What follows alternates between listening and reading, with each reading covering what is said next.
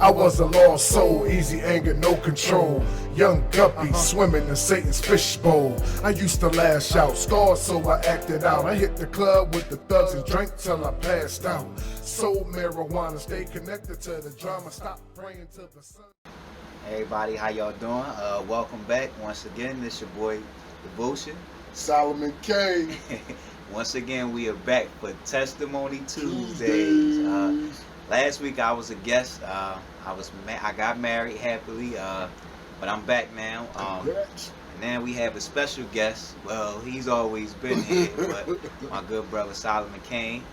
You know, he's here to share his story and his testimony on, you know, how Christ affected his life, and hopefully, you know, it'll reach out to somebody else and touch their lives as well. So we want to start our welcoming this special brother. All right, state your name, poet. What's going on? This Solomon CAIN. All right, how you doing? Okay, Solomon CAIN. First question I want to ask you, bro, is when were you baptized? I was baptized at the age of 8. It was me, my brother, and my sister. We was all baptized at the same time on Broad and Venango at Zion Baptist Church by the late great Leon Sullivan. You know, some of the old heads they know of him if you ask around. He's also one of the founders of the OIC building that's close to downtown. That's like a homeless shelter for people. Oh, okay. All right. All right. Well, next question. How has Christ affected your life? We got that much time? Yes, sir. Listen, this your space. This your space, sir. We got nothing but time. So. All right. How has Christ affected my life? Wow. When I was born, my legs was turned to the side, both of them. And I had to wear braces till I was 2 years old. And, you know, just kind of, you know, looking back at from that and where I done, you know, came from, just seeing how the Lord done blessed me in so many ways and has brought me through so many things. Like, when I was about maybe 10 or 11 years old, we used to play baseball in the basketball court that was 2 doors down from the house. And one day my mom was looking at my wrist because my wrist was like kind of puffy. And every time she touched my wrist, you know, I felt pain. I didn't know what it was. And she wound up rushing me to the hospital. And when they did an x-ray, they seen that it was glass in my wrist. And it was cutting my vein. The vein was almost severed. And they wound up doing emergency, you know, surgery. And, you know, thanks to God, I'm still here. You know, it's so many stories that I could tell how Christ has really affected my life. I just know if it wasn't for him, I wouldn't be here today. I wouldn't have the wife that I have, which I thank God for, because he used her as a vessel to bring me back to Christ. As I was really, when I met her, I wasn't wilding, but I was really worldly and you know, not focusing on God. That was like something that I just wasn't focusing on. I was just trying to, you know, live for me and do whatever it is that I wanted to do. And I just thank God. I know a lot of things that I've been through is because of him. So yeah, he's affected my life, and he still affects my life. Every day that I wake up, every time I look in the mirror, every time I look at my son or my daughter, or every time I go to work, Christ affects my life. Okay. Oh man, that was a good one. All right, now we about to get a little real personal. Oh, so, next question. What life crisis has God brought you through? If you could tell people. Wow. So many stories. I'm trying to think of, you know, really which one to say. One of the most critical you can start. Critical that you can think of.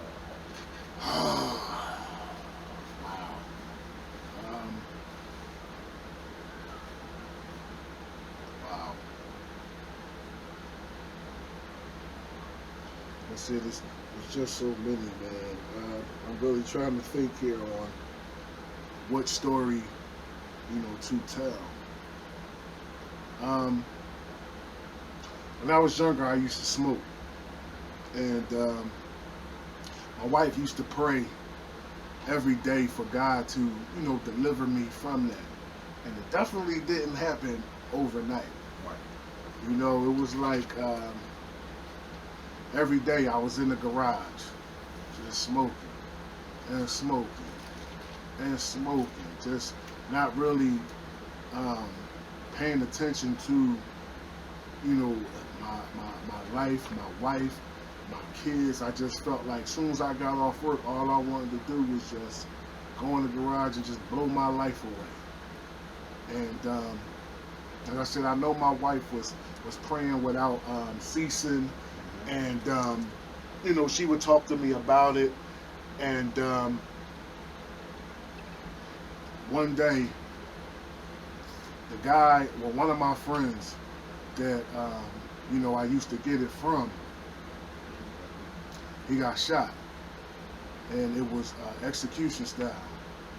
And it's crazy because when I called him, his dad picked up the phone, and his dad was telling me, what happened to him, and it kind of like blew my mind because he was such a young guy, and I'm thinking like, dang, he was just, one of the coolest people around. Like, how could somebody even, do that to him?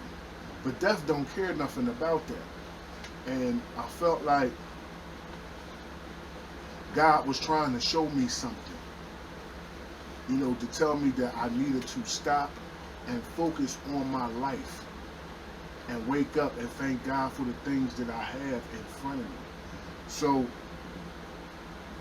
a couple of days after that, I was going to the ATM because my daughter had a trip.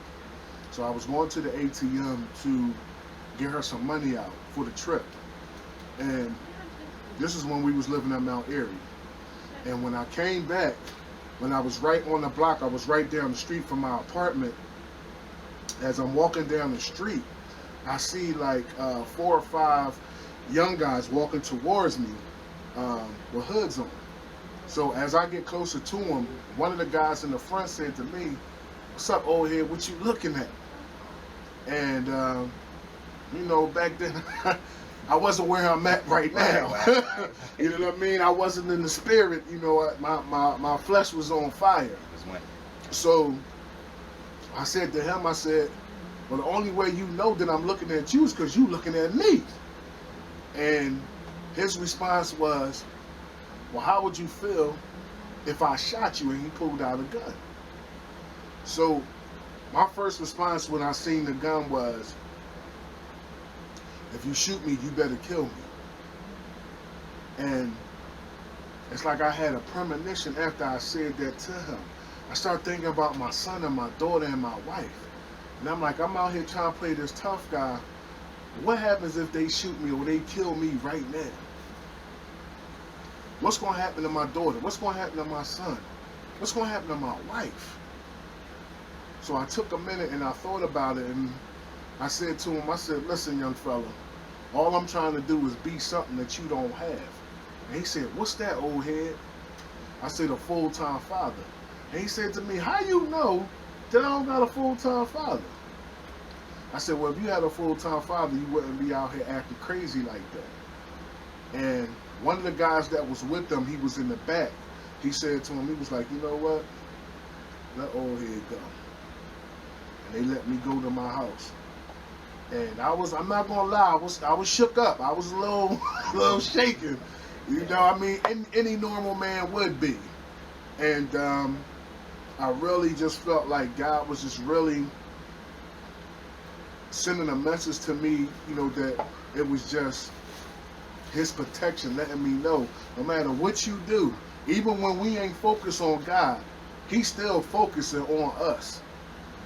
So that just really had me start thinking about Him even more. And it's like, I know I didn't deserve to be protected. At least I felt that way. But once you're a child of God, you're always a child of God. There's nothing that you can do to stop him from loving you. Right.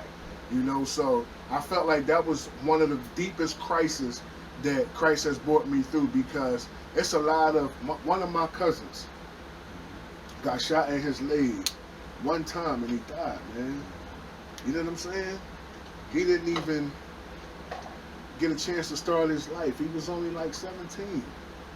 You know what I mean? And God still blessed me, and he allowed me to be here, you know, for my wife and for my son and my daughter, you know what I'm saying, and for my brothers, you know what I'm saying? So, you know, that's the crisis, that one of the crises that he brought me through. Okay. Yeah, that was deep, man. That was real deep. Okay, and this one is a more so personal question. Have you ever strayed away from the faith? And if you had, you know, what brought you back to Christ? That's something that we all have done, but if you could share that with everybody. Before, well, when not too long after my son was born, like I said, I wasn't really focusing on God. You know, I was just really, you know, before I met my wife, I was just kind of, like I said, not too much wilding out, but I was hanging around with the wrong crowd. You know, and sometimes your family can be the wrong crowd. Make no mistake of that. You know, and I was just doing a lot of things. At the time, I had a barber shop and I had a tire shop. You know, I really didn't respect money. I didn't respect a lot of things because it was coming to me so fast. So I felt like, you know, I was the man. You know, I'm getting custom-made suits, so I could go in the store and get, you know, anything that I want, and you know, and praising God was like the last thing on my mind. And it's crazy because I was brought up in the church. Like, my mom did not play. We ain't just go to church on Easter. You know what I mean? You went to church. That was one of the main things that we did. We even would go to a place called Teen Haven. Okay. And we went there a lot. So I kind of like got away from that. And like I said, I was hanging out, drinking all the time, just getting blasted, going to work really late because of hangovers, you know, from the next day. And you know, once me and my son mine split up, I kind of really went into a depression, because I felt like maybe I didn't deserve to have anybody, you know, that would love me like God loves me, or like, you know what I'm saying, like a love that I could, you know, give to them. And you know, before I met my wife, you know, I dealt with, you know, a couple of females, but it wasn't like the love that I needed. It wasn't the love that I was looking for. And none of them talked to me about Christ. All it was just like, oh, you know, can we go out, or what can you buy me, or, you know what I'm saying, what can you do for me? And, you know, we was listening to all types of crazy music and decoded music. See, in them times, I couldn't even decode the music because the devil had me so bad, I wasn't even focused on God to think of what I'm listening to. So when me and my son mine split up, I lost my house. I wound up losing my job. I lost my my businesses. I had to give my businesses up because of certain things that was going on. And I know the reason that God took that away from me, because I was not focused on Him. If I would have been focused on Him, I probably would still have the businesses, you know, that I had. But like I said, I didn't respect them, and I definitely was not putting God first. You know, I didn't even put Him in any place because I wasn't thinking about Him. And He took me down to my lowest. I wound up staying with a buddy of mine. His name was Mace, and his girlfriend at the time, Shawnessa, may she rest in peace. And, you know, she took me in like family, man. It was crazy because we really didn't even know each other. Like, I didn't have, when I'm telling you, I didn't have nothing. I didn't have nothing. You know what I'm saying? All I had was the clothes on my back. And like I said, she took me in, and my aunt Patricia Curtis, thank God for her, I wound up going to go see her. And she has a nursing school. Okay. And she asked me to try this thing called nursing. Right. So, you know, when we first started, I'm saying we gotta wash up grown men, and you know, and I just really wasn't, you know, feeling that. But no matter what you might think of a certain situation, whatever God's calling on you is, trust me, it's going to come out of you. Right. It will come out of you, and that's what wound up happening. Those first couple of days, you know, I'm in school and I'm learning this stuff, and I'm like, wow. And I start coming out of my depression. Okay. So my aunt takes me to the job that I'm currently at now, 15 years later. Yes, sir. Go to that. And we do clinical. I did clinical for one day, and I start working the next day. Oh, wow. You know, that's just how good God is. And if it wasn't for God using my Aunt Pat as his vessel, I don't know where I would be at. You know, and it's crazy because I just had this conversation with her yesterday, and she said, it wasn't me, I didn't do anything, but you did, Auntie. You know, he used you as the vessel, and you brought what my talent was. You helped bring it out, and you showed me that you can be kind to somebody, and you can love that person unconditionally, and they will accept you how you are. And once I started being around the residents, I learned more from the residents than I've learned from anybody in the world. Not taking away from anybody in my family, but when you're around a lot of people that are older than you and have that knowledge, they teach you so much if you're willing to listen. And I learned so much from them. And through God's blessing, I wound up doing a song for Golden Living, which is Be Proud. You know, if anybody haven't heard it, all you gotta do is Google the rapping CNA, that's me. And I wound up being on their website. They came in and did a documentary on me because of how the residents perceive me and how the residents love me. And it got to the point where even people that seen the documentary and the video from across the world, and I never told you this, but they were sending me checks in the mail. Oh, wow. It was crazy. I never cashed any of them, but people were actually sending me checks in the mail because of how good that my rapport was with the residents. And I got a chance to go to different cities and perform and talk to different residents and administrations, and all of that is through God. I know without God, none of that would have happened. You know, I was taking trips for like 7 days at a time. Indianapolis, Oklahoma, Chicago, New York, Ohio.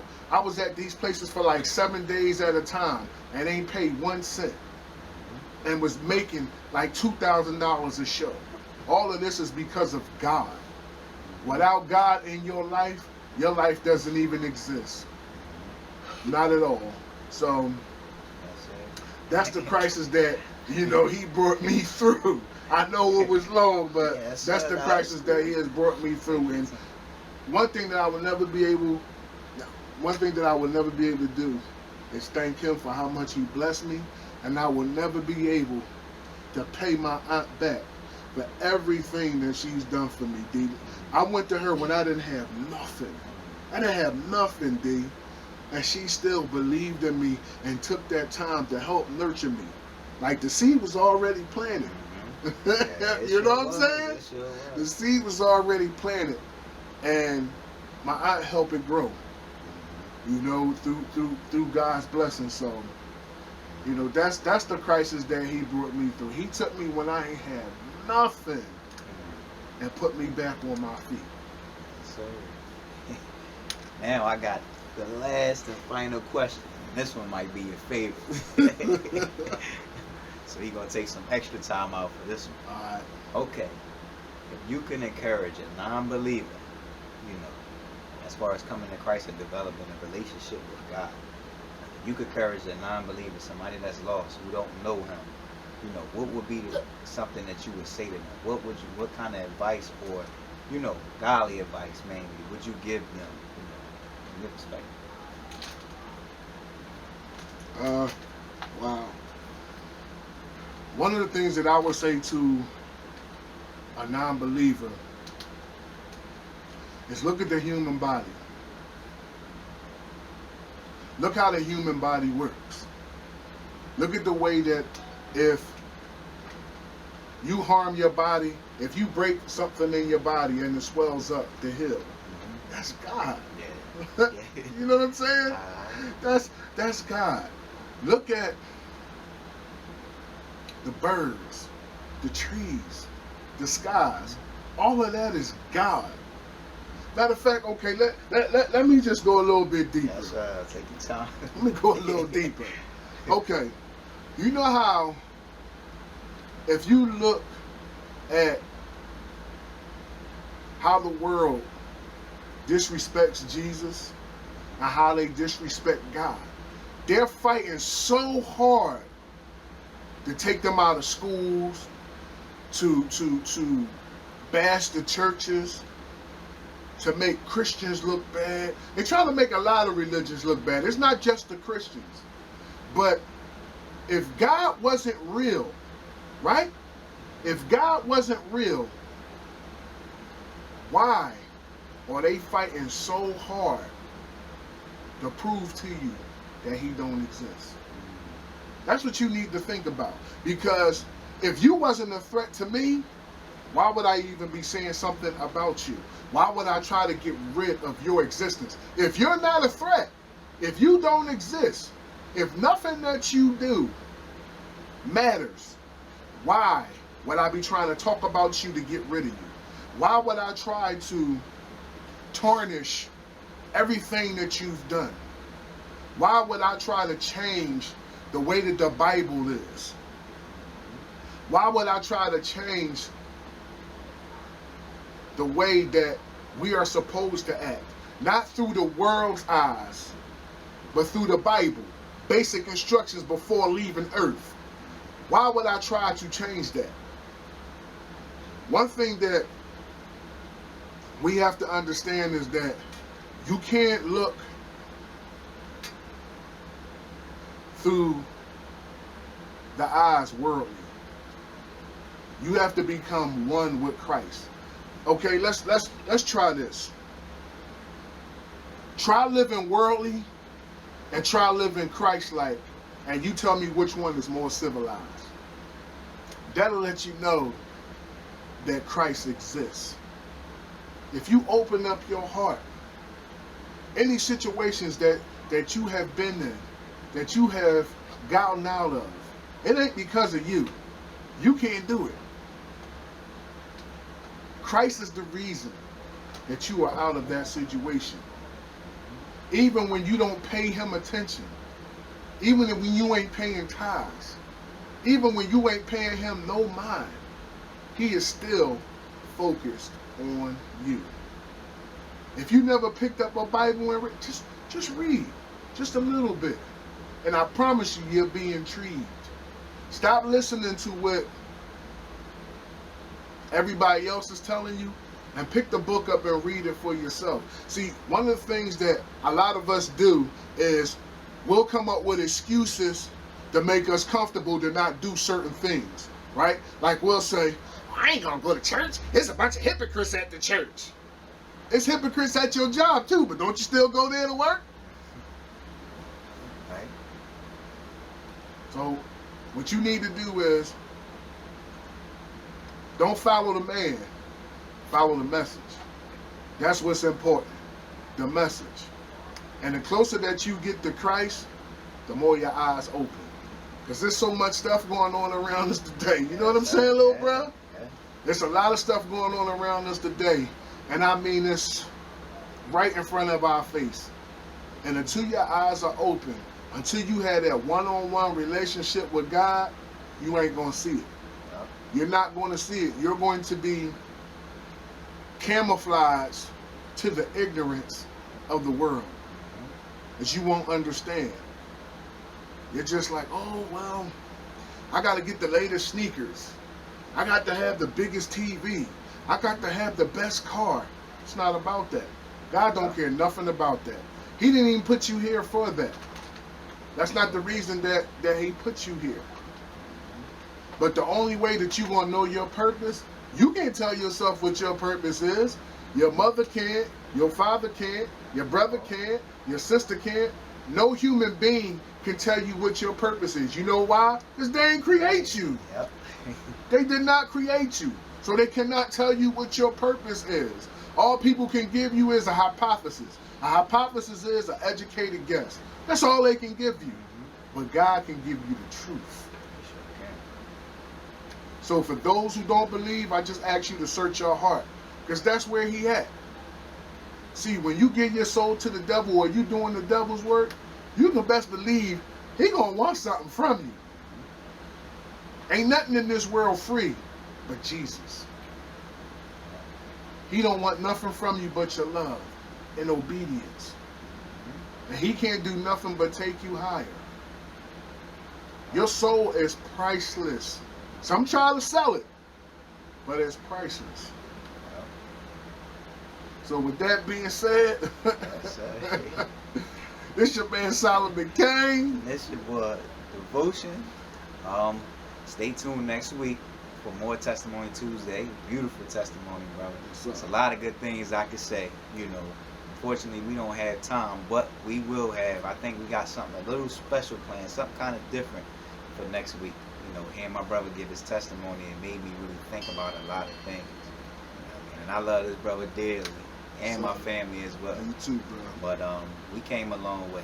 Yes. Everybody. Yes. So like I said, once again, y'all testimony helps. Everybody testimony helps, because that's a big factor. It's most important, especially bringing somebody to Christ, especially if it's a non-believer, somebody who don't even have a relationship with him. Everybody testimony helps. That's right. So like I said, we have a little bit, something special planned for next week, the Testimony Tuesday. So I want everybody to stay tuned. Like I said, this video, once again, sponsored by OCD Ministries. Sure. And we love y'all, and stay tuned for next week. Also, we're just asking you to keep Chosen in y'all prayers. Yes. You know that's my daughter. My She niece. done, she done fell over a basketball and got a cast on her ankle. She's okay, but we just asking for a speedy recovery. And you know, we're just asking for y'all to keep her in your prayers, so you know that she can heal a lot faster than where she's healing. And like I said, we thank you. Got my brother Devotion, my man Solomon CAIN, of course, and we holler at y'all next week for Testimony Tuesday.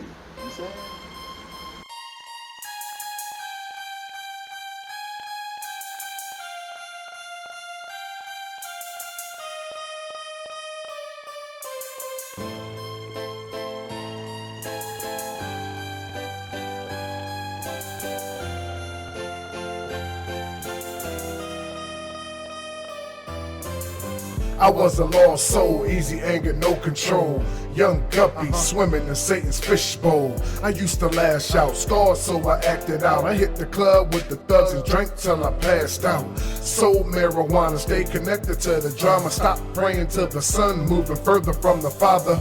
Ran the streets, ducked police while I blew my tree. Never realizing demons inside controlling me, taking a hold of me, trying to rip my soul conscience out the window. Lord, forgive me, sinning uncontrollably.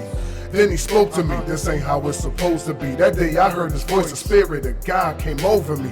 Don't let the devil slick talk you like a snake charmer. Fight back, his attack, strapped with the Lord's armor.